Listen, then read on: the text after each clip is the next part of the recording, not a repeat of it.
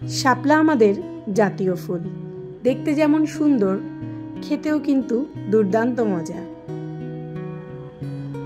শাপলাকে এক এক দিকে এক একভাবে রান্না করে। আমি দক্ষিণাঞ্চলের মানুষ, তাই আমি রান্না করছি নারকেলের দুধ আর চিংড়ি দিয়ে। এখানে আমি সেই রেসিপিটাই স্টেপে স্টেপে দেখানোর চেষ্টা করেছি। আসসালামু আলাইকুম, কেমন আছেন সবাই? আমি এশা, ওয়েলকাম টু স্টোরি অফ এশা। রান্নার জন্য কড়াইয়ে তেল দিয়ে তার মধ্যে অল্প কিছু জিরা দিয়ে ভেজে নেব। এবার এই তেলের মধ্যেই দিয়ে দেব পেঁয়াজ কুচি। পেঁয়াজ কুচিটা খুব বেশি ভাজবো না, হালকা ভেজে গোল্ডেন ব্রাউন হলে তার মধ্যে দিয়ে দেব পেঁয়াজ বাটা, রসুন বাটা, সামান্য পরিমাণে আদা বাটা। এবারেই সব মশলা তেলের সাথে একসাথে খুব ভালো করে ভেজে নেব, যেন কাঁচা স্মেলটা না থাকে। সব কিছু ভাজা হয়ে গেলে এর মধ্যে দিয়ে দেব লবণ। লবণটা পরিমাণ মতো দেবেন, কারণ হচ্ছে শাপলা রান্নার পর অনেক কমে যায়, তখন দেখা যাবে লবণটা বেশি হয়ে গেছে। এবার দিয়ে দিচ্ছি হলুদ গুঁড়া, নিজের স্বাদ মতো মরিচ গুঁড়া, হালকা জিরা গুঁড়া। এবার এই সব মশলা সুন্দর করে কষিয়ে নেব। আসলে এটা বলার কিছুই নেই, আপনারা সবাই জানেন, কষানো যত ভালো হয় মশলা, রান্নার খেতেও তত মজা লাগে। আমি যেহেতু একটু সময় নিয়ে কষাবো, যাতে পুড়ে না যায়, এর জন্য অল্প একটু গরম পানি দিয়ে দিলাম, যাতে মশলাটা খুব সুন্দর কষে উপরে তেলটা চলে আসে।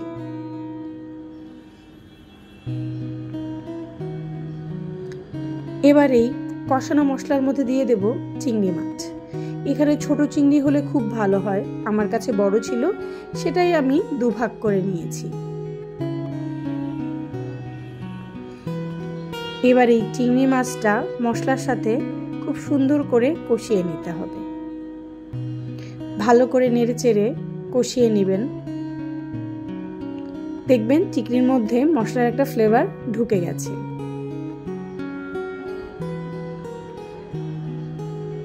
একটু সময় নিয়ে কষালেই উপরে সুন্দর তেল চলে আসবে।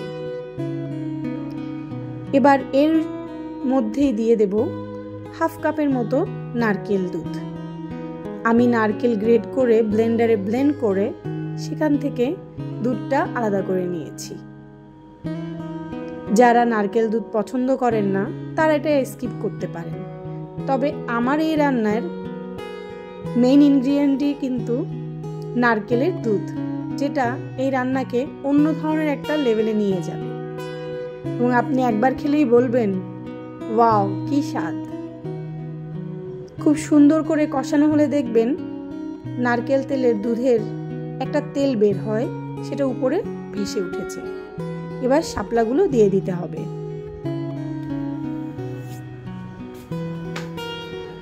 সব শাপলা দিয়ে দিলাম। এবার জালটাকে হাই করে ঢেকে দেব। 3-4 মিনিট পরে ঢাকনা খুললেই দেখবেন শাপলা অনেকটা বসে গেছে। এবার এই শাপলাগুলোকে মশলার সাথে আস্তে আস্তে করে খুব ভালো করে মিশিয়ে নেব। আপনি মেশানোর সময় দেখতে পাবেন যে শাপলাগুলো একদম নরম হয়ে যাচ্ছে এবং ভেতর থেকে প্রচুর পানি ছেড়ে দিচ্ছে। এরপরে কিন্তু আমি আর কোনো পানি ব্যবহার করিনি, করবও না, কেননা শাপলা থেকে যথেষ্ট পরিমাণে পানি বের হয়, যা এটা সেদ্ধ হওয়ার জন্য আর কোনো পানির দরকার হয় না। দেখেন আমি নাড়তে নাড়তেই শাপলাটা কতখানি নরম হয়ে গেছে আর কত পানি ছেড়ে দিয়েছে। এবার আরো কিছুক্ষণ 5 থেকে 7 মিনিট ঢেকে রান্না করব। এখন কিন্তু আমার শাপলা প্রায় 70% সেদ্ধ হয়ে গেছে।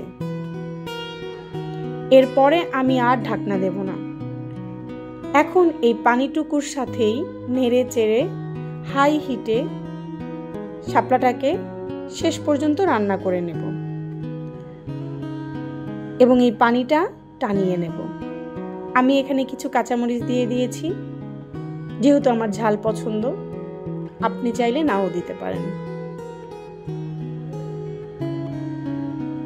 এই রান্নাটা হাই হিটে করবেন, তাতে দেখবেন শাপলার রঙটা সবুজই থাকবে আর বেশি নেতিয়ে নরম হয়ে যাবে না।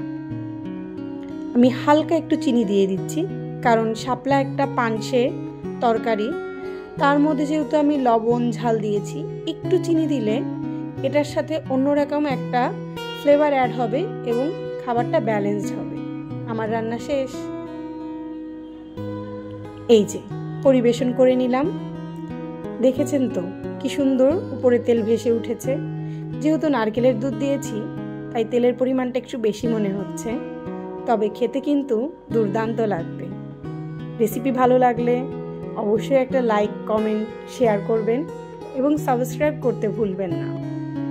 ভালো থাকবেন, দেখা হবে অন্য কোনো ভিডিওতে। এতক্ষণ সাথে থাকার জন্য অসংখ্য ধন্যবাদ। আল্লাহ হাফেজ।